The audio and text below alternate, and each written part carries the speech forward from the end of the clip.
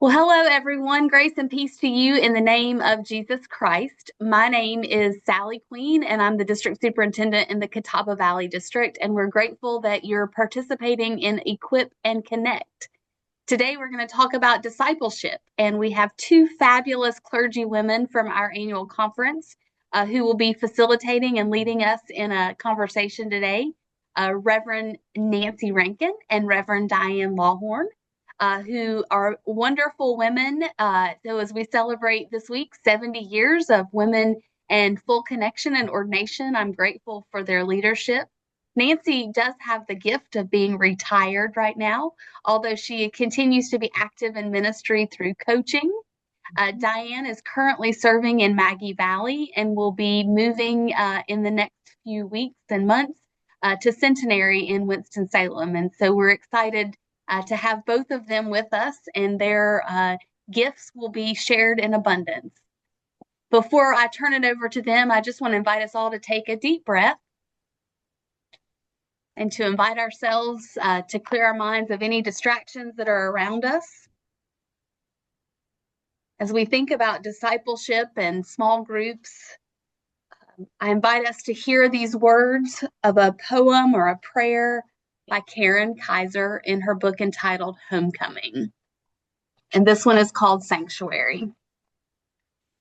Come as you are, they say, but there's fine print, a secret subtext that says you're welcome only if you fit in a certain box. But what about those who are round or have jagged edges that cannot be contained in the confines of a square? The world is a scary place to be different. The church shouldn't be one as well.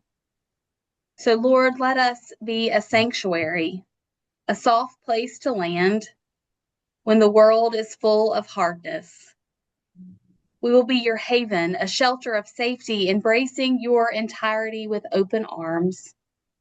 Let us celebrate your vibrance as colors on a spectrum and proclaim the good news of your creation. And with every beat of our broken hearts, we will love you and all that you are as we shout it from the rooftops and whisper softly in your ear, you are beloved and you belong. Amen. Amen. May our discipleship always remind us that we are beloved and that we belong. So Nancy and Diane, I know today you're going to be talking about small groups, and I'm excited for you to dive into that. But curious if you might want to start out just telling us how you became involved with small groups. Well, early in my ministry, being in a small group of clergy women who studied the lectionary together and supported and prayed for each other, it became a lifeline for me and sold me on the whole concept that even though John Wesley talked about small groups, I really lived it in that sense. My most intentional start of small group ministry was when I was a senior pastor at Central United Methodist Church in Concord. I was in the midst of my doctor of ministry process, and part of that, my focus was on reclaiming the ministry of the laity, and I felt strongly that small groups was a foundational piece to that. And so we made a commitment to do small group ministry across the life of the church. And then through the years, I've continued to participate personally in ecumenical clergy small groups as well as United Methodist. And even now in retirement, I'm part of a retired clergywomen's small group that just got back from a retreat at Well of Mercy. So clearly, I have not only advocated it, but I continue to live it. And what about you, Diane?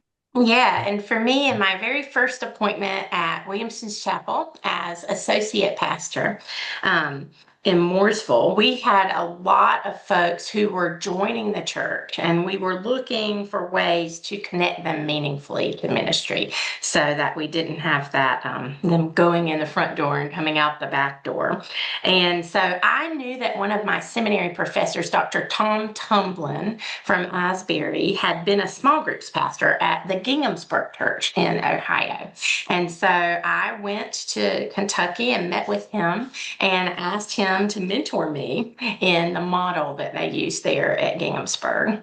And the small group ministry at Williamson's Chapel thrived for over 10 years. They added to their number every year.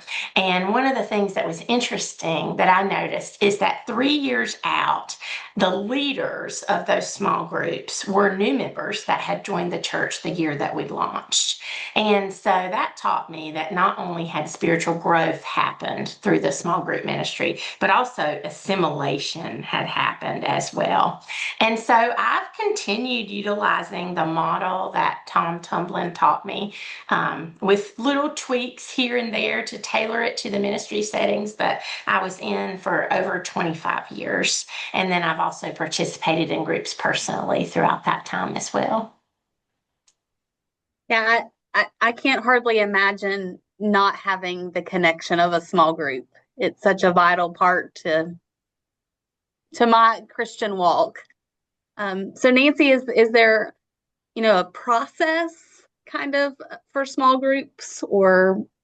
Well, much like what Diane's talking about, and ironically, my D-men mentor was Michael Slaughter and Tom Tumblin. And so I got to live the process in those 3 years of what they did at Ginghamsburg. And we adapted it when I was at Central Concord. So our process was first and foremost, select really good small group leaders. And we invited people that we felt, we prayed about it, and we was my associate pastor, and also my diaconal minister in those days, Barbara Barden. My associate pastor was Bill Gerhardt. And we said, who among our folk are servant-minded, emotionally and spiritually mature, and who are committed to growing in their own faith? And these were the people we personally invited into a small group training process. And we saw small groups as incubators for growing people in their Christian discipleship and in leadership. So we developed a training curriculum using the house church models of the early church, as you find in Acts, and the teachings, of course, of John Wesley about how people were gathered in small groups to care for one another. But there was also accountability, telling each other the truth in love, caring about people, growing personally and spiritually. And we emphasize the ministry of all Christians as a response to God's calling in their life. And for some people, that was a whole new idea. They didn't perceive lay people as called to lay ministry. They saw us as called to set apart ministry. So that was a new thing for a lot of them. And part of our small group experience was to help them discern God's call in their life, as well as God's call on our local church. So we taught the leader and the apprentice model that, of course, they use at Ginghamsburg, and others have too, of course. But the understanding of that is the leader and the apprentice are going to do the group together as facilitators, but the leader is also the role model for the apprentice. And as things progress, allows the apprentice to take more and more of the role of facilitation so that they can learn how. We asked for a 2-year commitment from our leaders and their apprentices to stay in the process. But toward the end of those 2 years, there was an expectation, and this didn't always succeed, but that was that the group would come to a point of division. And the leader might take that group and go in a new direction. The apprentice would then become a leader and find a new apprentice with them. What that allowed for was for the groups to divide and multiply, so that more and more people could be a part of it. The interesting byproduct of the leader apprentice model was we started adapting it for church officers. That the idea of, instead of thrusting someone into chair of finance, they had actually kind of been tapped on the shoulder to consider it and learn it from the leader. So that was a byproduct. And then our small groups usually met for an hour and a half for a session. Our groups all met at least once a month. Some chose more often than that. And we asked them to use a process in the small group experience each time called Love, Learn, Decide, Serve. So that simply means you begin the meeting with an atmosphere of love and acceptance, a lot like the poem you referenced there. having the leader and the apprentice greet people, make people feel welcome, have refreshments, maybe do an icebreaker. Move from this time into a time of worship. Feel free to use songs or devotional or a short Bible study.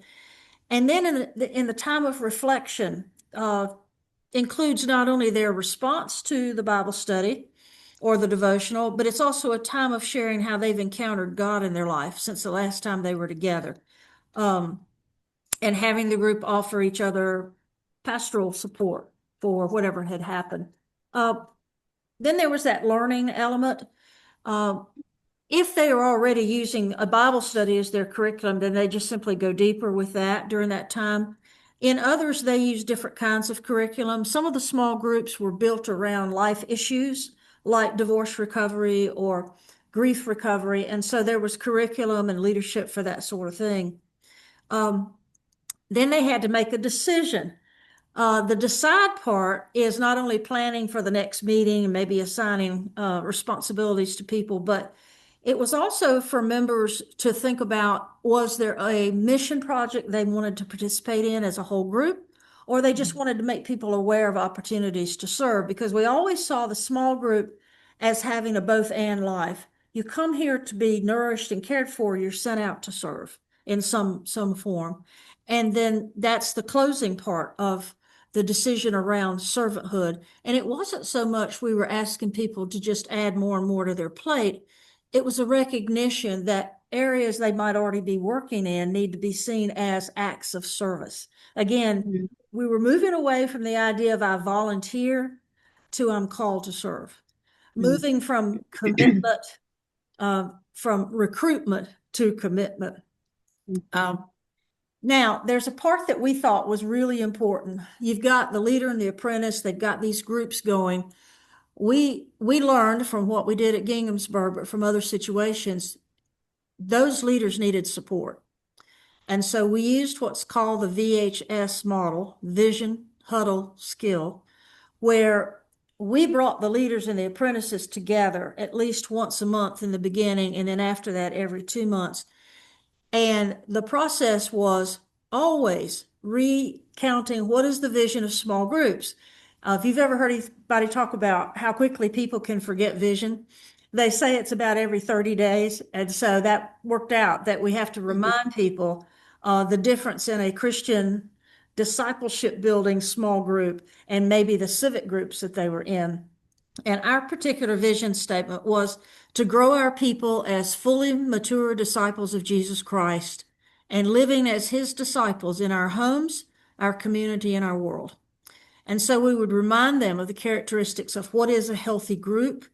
That included guarding against any decline into bad habits like griping and gossiping or breaking confidentiality. So we always reestablish what's the vision of why are we doing this? The second, the H, that was huddle. And that simply was a time for leaders and apprentices to say, how's it going in the groups?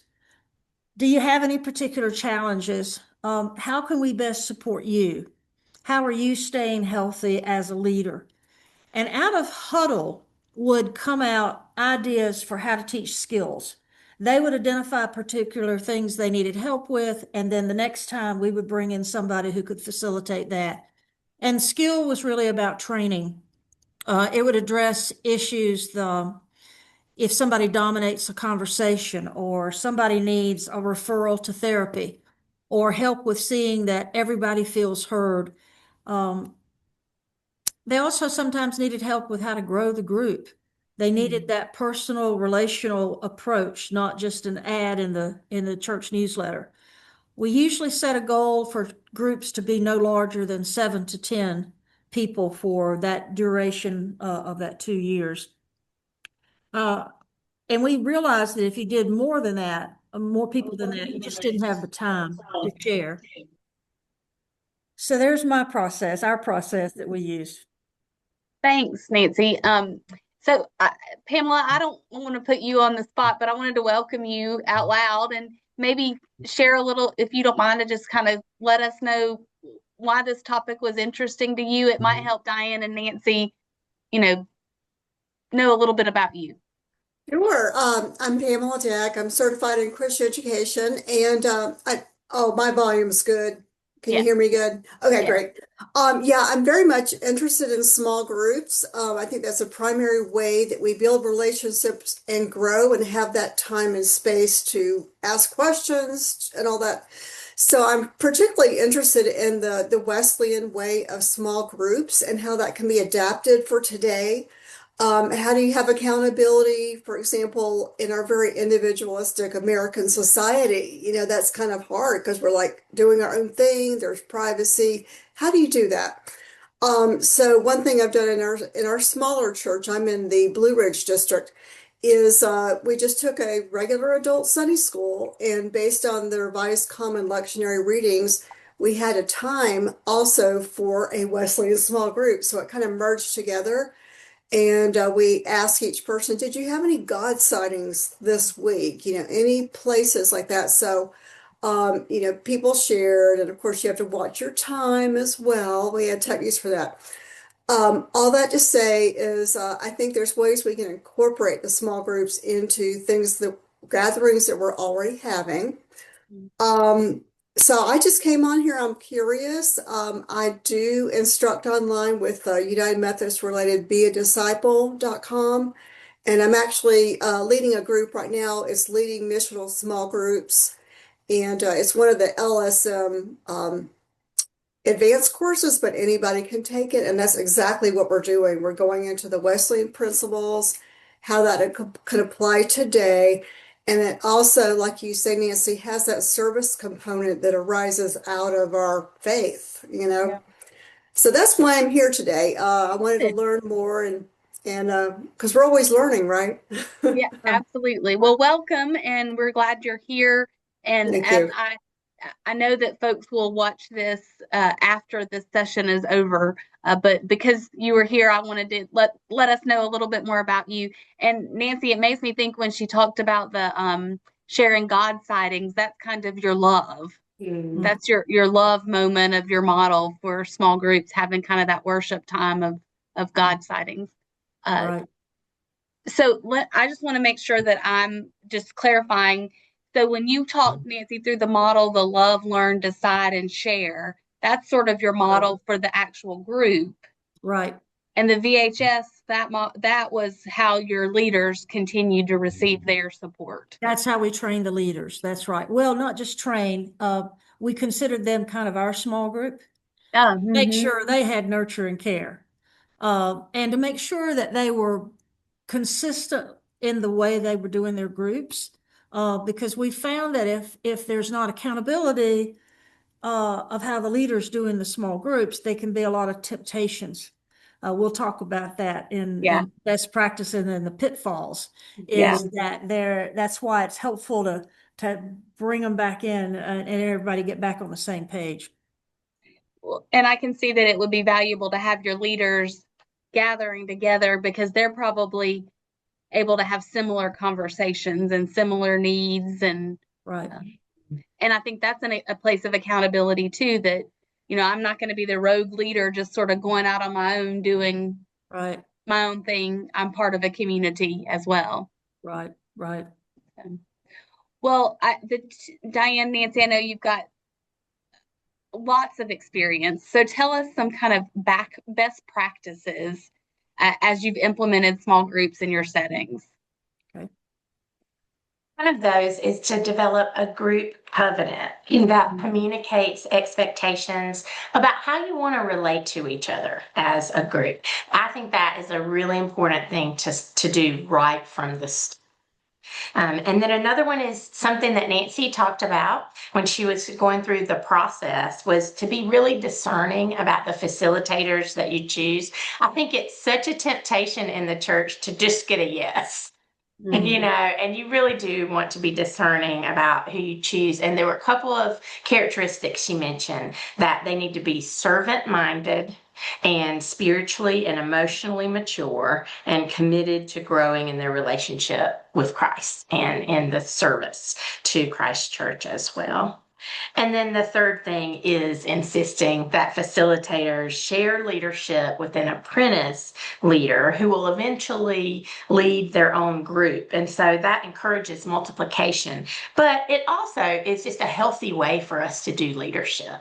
In ministry, we should be sharing leadership together. That helps prevent burnout. It's just a healthier way for us to do life and ministry together. And so mentoring apprentices is so important for the overall health of the program. You can't really emphasize it enough. And then the last thing that I'll share about best practices is that you want to urge your groups to remain open to receiving new members so they don't become cliquish. And so I think it's a great idea to have seasons where you welcome new members in and where you're really intentionally onboarding them so that they can become a part of the life of your group. Well, to So pick up on, I'm sorry. I was gonna say, Diane, if you thought about the covenant, like what might be a one or two things that would be highlighted in that covenant? Confidentiality is the first thing that comes to mind for sure. And then I think a lot of the other items would just be, it would be characteristics that we want to emulate. You know, we want to be loving and kind and generous and gracious. And also, we don't want to limit other people by our own beliefs. We want the groups to be a safe place where folks can be their authentic selves and that will be accepted, instead of a place where folks are trying to change your mind about something or trying to get you to become more like them. Yeah. And that kind of speaks back to Pamela's thought about it, us being in such an individualistic society. We try to sometimes get people to be just like us. I would imagine your covenant also would say something about this is an open group, that that we will continue, and how you would continue to deal with newer folk into the Absolutely. group. And also that it's a group that we are encouraging multiplication, and that we want to have a mission, some of the other things that we've talked about and will continue to talk about in the podcast. Those are things you want to commit to. And then you want there to be some ceremony around it. I mean, you want it to be a holy moment, just not just a document that we're preparing and we're going to put it on a shelf. But we're really going to live into it. And so we're going to pray over it. We're going to commit to it. And then we're going to come back and we're going to evaluate. And we're going to see, how are we doing with living this covenant? And how can we do a better job? Yeah. Great. All right, Nancy, you got any best practices? Oh, a few.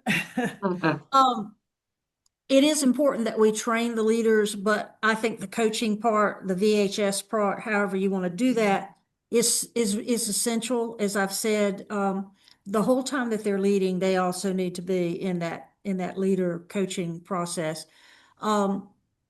We found that when leaders are not coached and held accountable, that they can lead a group astray, especially if they have ulterior motives for wanting to lead. Particularly around life issues, people who haven't done their own inner work around loss or grieving is really not ready to lead necessarily. And sometimes they lead thinking that takes care of them. And it gets to be awkward, hard for a person who's not yet ready for that kind of responsibility. The second thing, people sometimes avoid entering into deeper study or sharing and will want to keep the group just at a fellowship level, as though their small group is a civic club and not a church spiritual formation group. And that's human because it's hard to go deep. And so you have to tread carefully, but continuously saying, we're here to go deeper in the scripture, deeper in our relationship with Christ.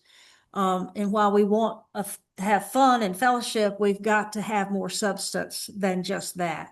And for some folk, they're not ready for that, or they will block it. And so you have to gently kind of say, wait a minute, we really need to have some time to talk about this. Sometimes people will overshare. They may have severe emotional needs, and they may want the group to be their therapy group. We are not trained to do that. We must do no harm. And so this is where the small group leader needs to be able to share with the pastor and get some help of helping this person be referred for professional help, and also make sure they're cared for, but to help them understand and draw that boundary that this is not what this group can do. The fourth thing is emphasizing essential boundaries around confidentiality. Diane and I both, that's one of our repeated phrases. You can't emphasize that enough. If you want people to feel safe, you have to make sure that people are not going to break that. So it has to be a safe and sacred place for every member. But as you build that trust, the depth of sharing and the closeness of the people will just go so much better. And finally, hold every group accountable for being involved in some kind of mission opportunity. This might be something already happening, or it could be something new. But the important thing is something that the entire group understands they have a commitment or a calling to do that kind of servant work. Yeah, and I love that connection between sort of the internal, our growth going deeper, and then the external pushing it outward to do something for someone else. Exactly.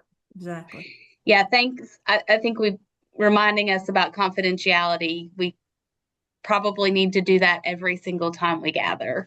Yeah. I think sometimes we might take that for granted, but it's important to remind often. So then you shared some great best practices. My guess is that you also have had some pitfalls, some things that didn't work out like you'd hoped, and you've learned from, so that we might make some different decisions. Well, I think what we're going to do this time, Diane and I are going to alternate back and forth about pitfalls. First one, failing to maintain the boundaries of the small group. That includes the very things we've been talking about, but also just the format of this is a tried and true process. Let's stay within this. And it's designed that way to keep the groups healthy. Also, allowing prayer requests to take up too much of your meeting time.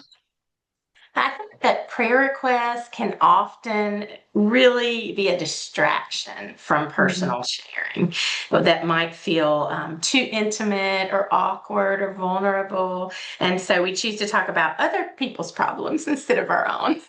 And I think that can lead to gossip as well. And so, one of the things that I've done in groups is I have limited prayer requests to personal requests, or I've talked about what's called the one tangent rule. And the one tangent rule is that with every prayer request, you only get to share one backstory about it. And that tends to keep your group meeting time to help us to be better shepherds of that group meeting time. Yeah. So a pitfall can be that your group is too small, being less than 6 people, or it can be too large, being more than 10 people. And that's really not conducive to a good group experience. So it's kind of tricky how you keep those boundaries, but it's important because of the time allotted and for the health of the group to not become too ingrown, cliquish. I think we used that word earlier. And then failing to choose quality curriculum. I mean, that is a lot of work. And so you just have to look at it like if you're a group leader, you're going to constantly be working at choosing the next study that you're going to be going through with your group, because you want it to be a meaningful experience that speaks to the group's needs. Right. And the last pitfall I want to share is don't be tempted to decrease commitment by meeting less frequently. Let's just go to, let's do every other month, or let's just do whatever's less than what they originally agreed to. You also have to be cautious of it. And I want to speak a little bit more earlier when we talked about keeping the group open. It is okay in our group process to be open in the beginning, 2 or 3 weeks as you're growing the group. But once you have that number, it is appropriate to have a closed session then for several months before you open it back up. Because if you don't, then everybody's got to repeat their story over and over and over for every new person that comes in, and it just doesn't build that group process. So there can be like recruitment time or orientation time, close time, and then getting ready to open back up when the leader and the apprentice are going to divide and go separate ways. So that is something, and especially the more personal the sharing might be around grief or loss or something like that, they don't need to have to keep saying that over and over as a new person comes in. And so that, just keep that caution in mind. The hardest thing though will be get people to do that other end, which is now the group is going to become something new. People want to hold on. And so sometimes you can't get groups to multiply. And I don't have the magic answer for how that, we just encouraged it and continued to call attention that you've got to do this. And that would be a time that you would say, we really have people who want to join groups. You're going to have to open up. So, but that one's tricky. I'll just admit it. That's one of the hard parts. And the last pitfall is forgetting to ask for feedback about what the group's experience has been. And this is something I mentioned when we talked about putting together a covenant.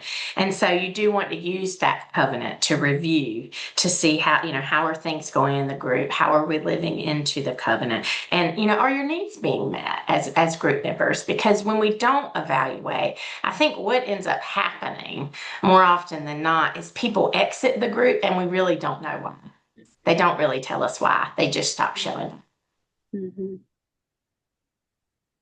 Nancy, I'm curious because you talked about a small group could maybe be too small. I'm wondering about some of our folks who might see this and they maybe serve in a really small setting that may only have a couple of people really interested in a small group. What can you give any suggestions or how they might negotiate that? A couple of things come to mind, especially if they're on a multi-point charge. Make it a charge effort. Or any other church in the area. Doesn't have to all be Methodist together. People that could get together and not fight, that would be good. But I would I would reach beyond the local church at that point. If we don't have enough, I do the same thing with youth ministry. Same thing with Vacation Bible School. Let's go do it together with somebody else. And so opening it up, especially people on a multi-point charge, that could actually have a lot of benefits of just growing their relationships better. And then, if they're served by the same pastor, that also keeps all the training in-house, so to speak. The pastor's just going to train people from each church together to do the leader apprentice. So anytime there's not enough, I look for another church and say, would y'all like to join? And I said, that's not just for small groups. I mean, I've done that with any group that we didn't have enough. Singles ministry was classic for that because so few singles came to church. They felt out of place. So we worked on singles ministries as multi-church, and just did it that way. Which hopefully speaks to our connectional nature. I hope so. And that we don't need to be, every church can't solve everything. We need each other. Yeah.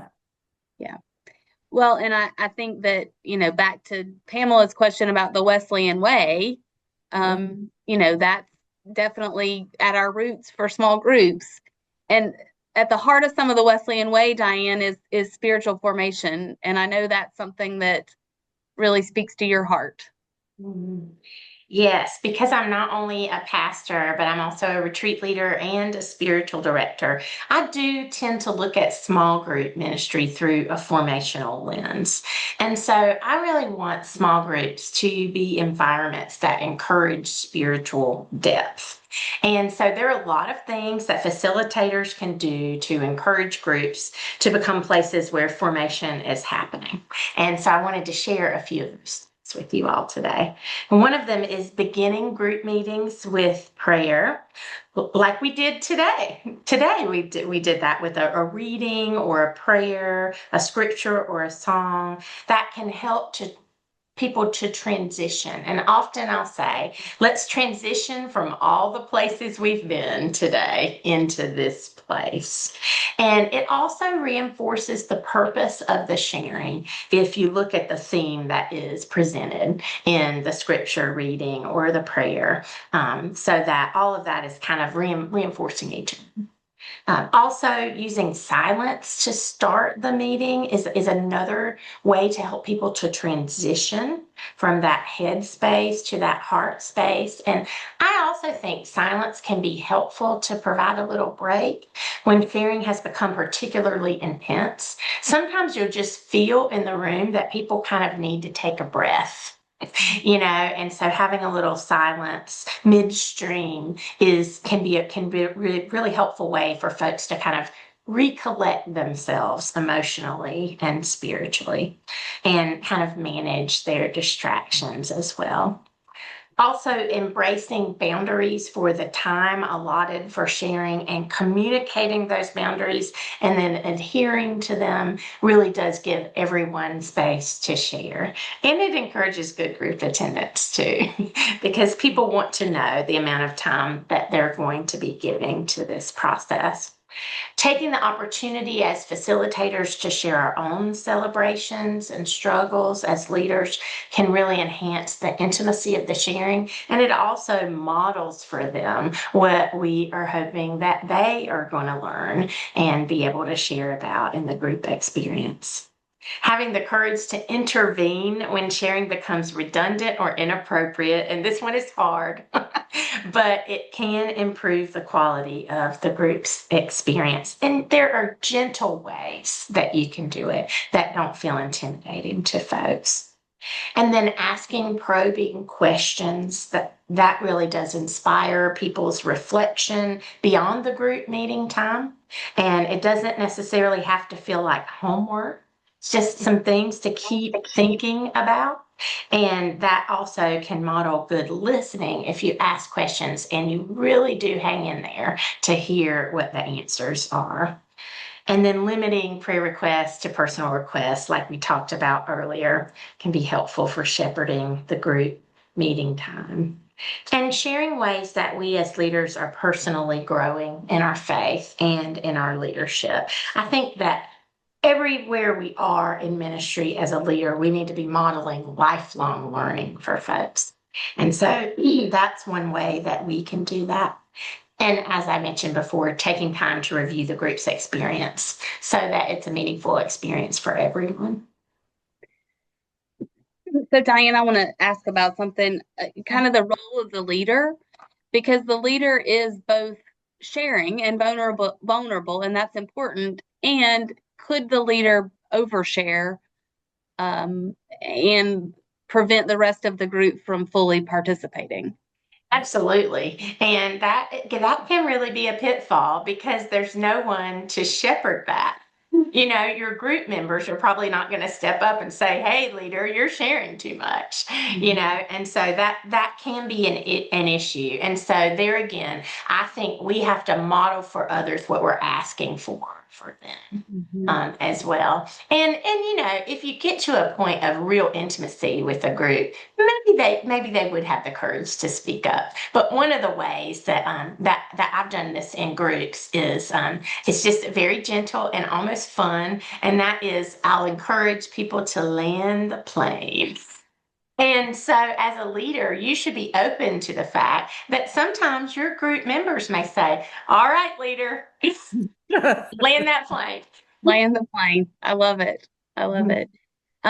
So Pamela asked a question in the chat. She said, Diane, how often do you find it's good to evaluate and ask for feedback? I embrace a quarterly model for that. Yep. I think quarterly is a good time to do it. I think 6 months, that's too much of a space, and certainly yearly would be too much of a space. So I would say quarterly. Great. Nancy, what about you in terms of spiritual formation? How did that get lived out in groups that you helped to equip? We wanted to emphasize what we believe were some very strong biblical and theological foundational concepts around the whole concept of lay and lay ministry. My doctoral dissertation was reclaiming the ministry of the laity. So you can see that's my passion here. But we wanted people to see lay ministry as called by God and equipped by God as an imperative, that this isn't just a volunteer opportunity. Mm-hmm. We're not looking for volunteers. We're looking for disciples of Jesus Christ who commit life to being that disciple. And that's a big switch from the way we tend to do things. People wait to be asked instead of committing ahead to serve. So changing that model in the local church ultimately is great for nominations, but even better for everybody else in terms of this is my ministry, not a favor I did because the pastor twisted my arm. This suits my gifts. So we wanted them to learn to prayerfully discern God's calling on their lives throughout their life, because we also believe people live different seasons of life.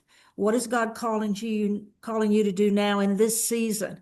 Because it may change. I mean, your own physical abilities may change. Your circumstances might change, but the call is still there. What is it now? What does it look like?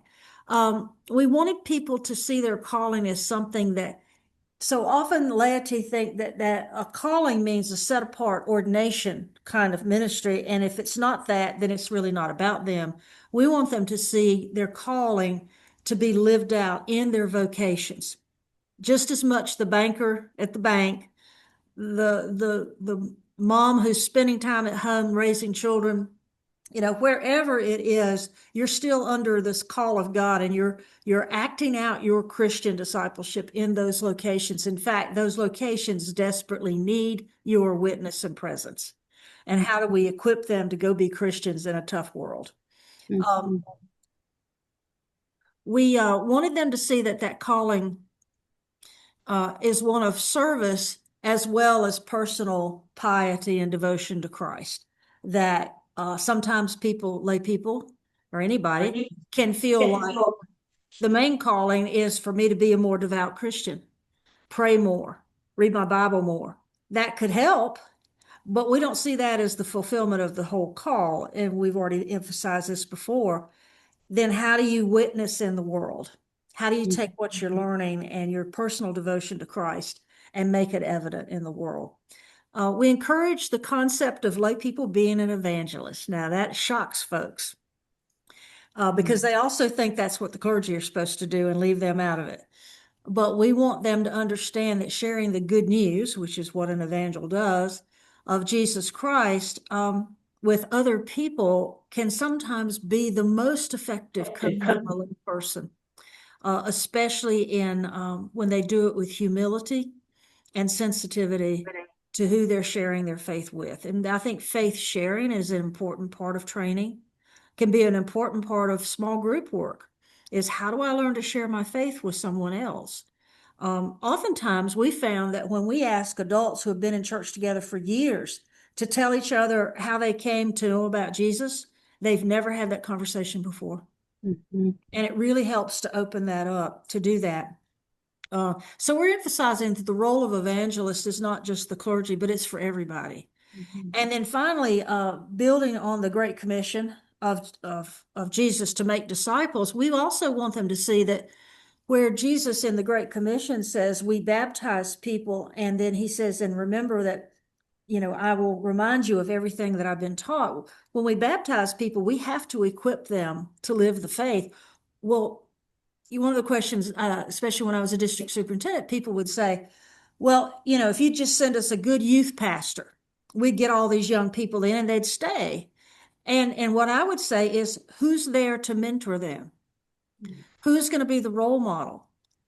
And they don't answer that because, well, first of all, they just think the clergy will take care of that. Well, of course it's not. Or the other question is, can we just get young families? Well, again, who's going to mentor? Who's going to teach the faith? Who's going to live the faith for them?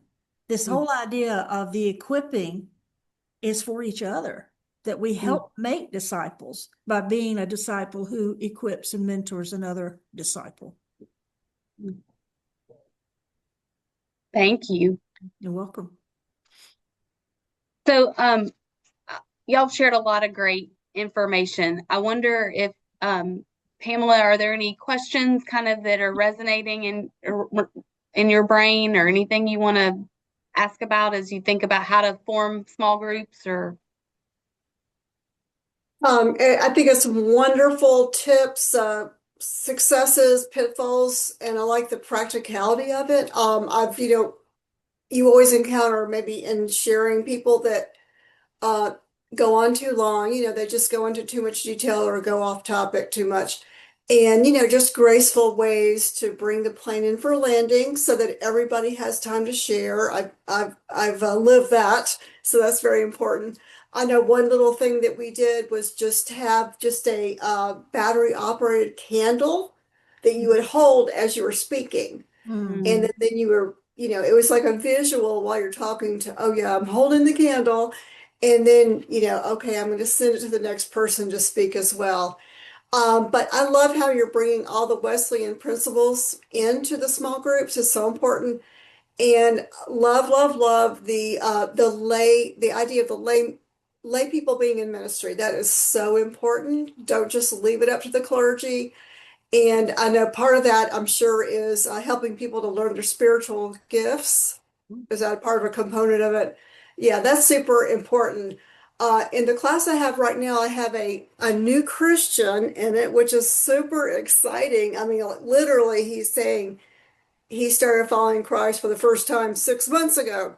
And Wow. he says he's on fire and, he wants to learn more and learn what to do. And he's talking to me about it, and I'm just advising him to start slow and learn your spiritual gifts. You can't do everything.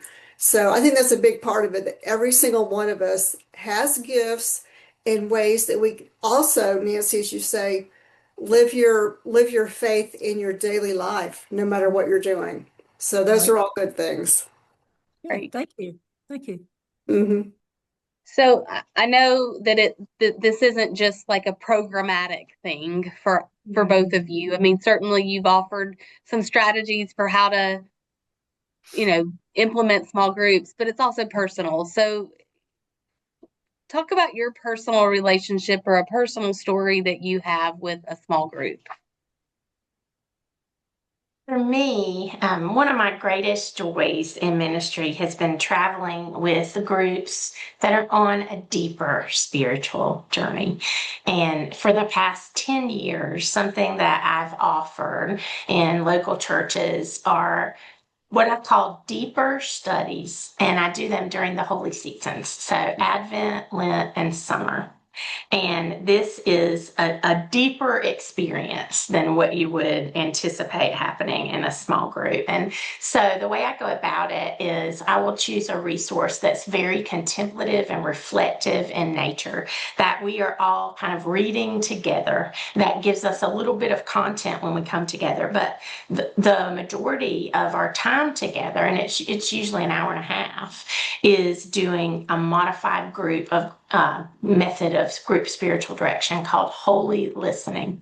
And so the bulk of the time is people sharing their reflections from the reading, and then also how what they're learning is showing up in their personal life and their personal practice of faith as well.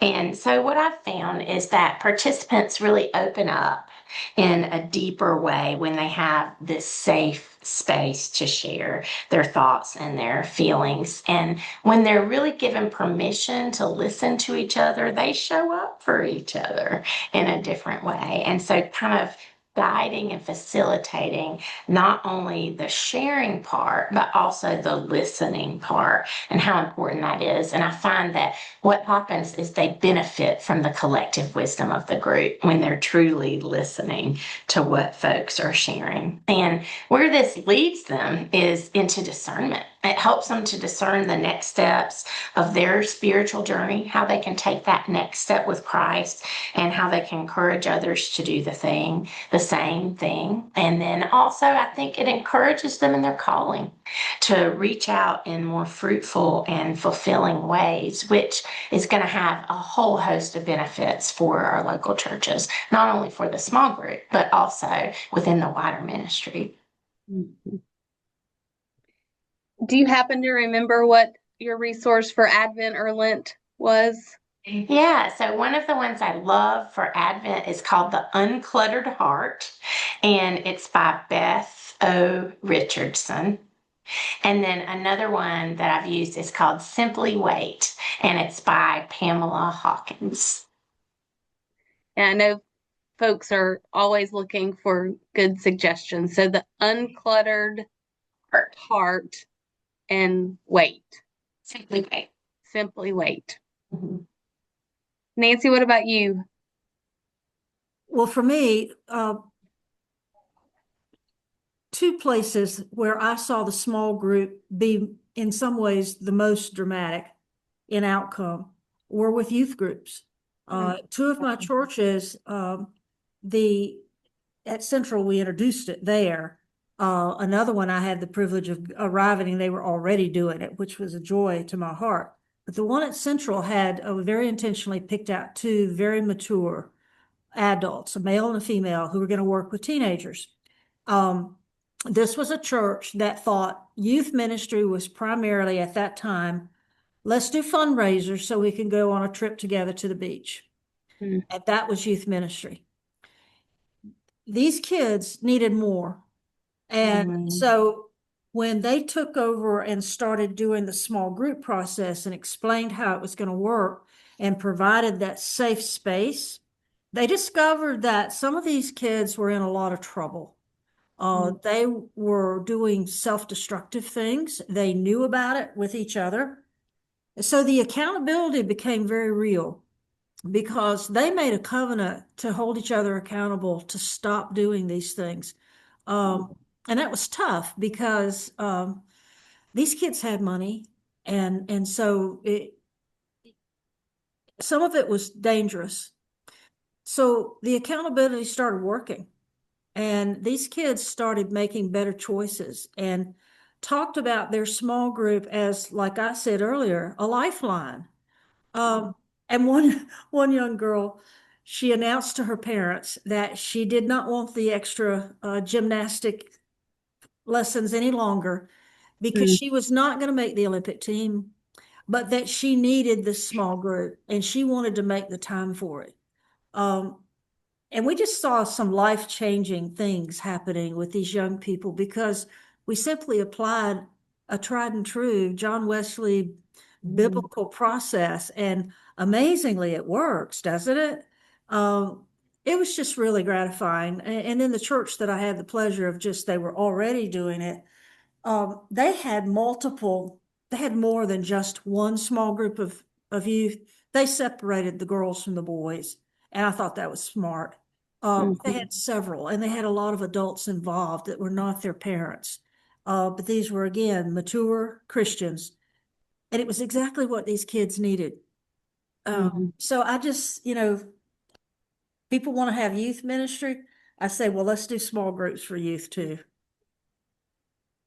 That's wonderful. I love that thought, and I'm sure there are many who wonder what can we do with our youth and how can we get our youth involved. And one thing that kind of comes in my mind is as the last church that I served and our staff thought about different ways to help folks grow in their discipleship.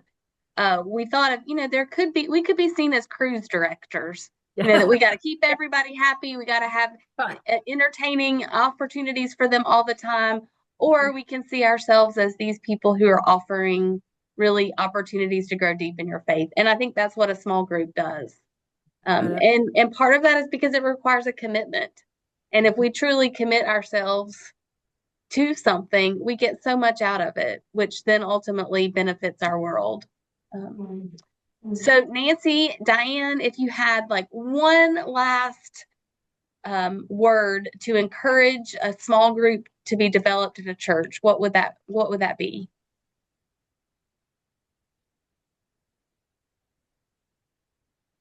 That's a great question. The change you may be desiring for your church Mm.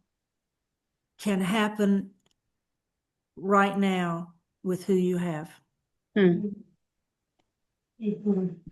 Wow, It's not something else. It's not finding somebody new. It could be happening right with the people you have if you devoted yourself to this kind of model of discipleship. If you started having real depth sharing, biblical study, accountability, they would start asking different questions of themselves and of what they think. See, one of the things that a lot of churches don't do either is clarify the vision of what's God calling their church to do and be now. Right. For such a time as this. Right. And they're not they're looking for a bumper sticker slogan when that's not it. It goes so much deeper. What is God calling you forth to do? That takes that same kind of smaller group intentional study. But oh my gosh, the fruit of that. Yeah. What about you, Diane? What would be your word to the church? Yeah, well, kind of going along with what you said about the cruise directors. It's don't sell your people short. You know, I mean, all of us have a longing for God. And all of us have a place within us where we want and need to go deeper spiritually. And we just need someone to put their arm around us and help lead us down that path. You know, whether that's another laity or a clergy or a staff person. And so don't just assume that all people want is entertainment, because really the longings and the needs go so much deeper than that, particularly with our young people. Yeah, thank you. And I think the easy route is to try to be the cruise director. But you'll burn out. And the long sustaining route is the deeper discipleship. So thank you. So Pamela, thanks for joining us in person. And for those who are watching this in the days and weeks ahead, my prayer for everybody is that you find spaces in your moments and in your days and in the days of your church life that you grow deeper in your faith. Nancy and Diane, thank you so much for your time and for your wisdom. I'm grateful. Thank you, Sally, for the opportunity. We appreciate it. Thank you, Pamela, for joining us.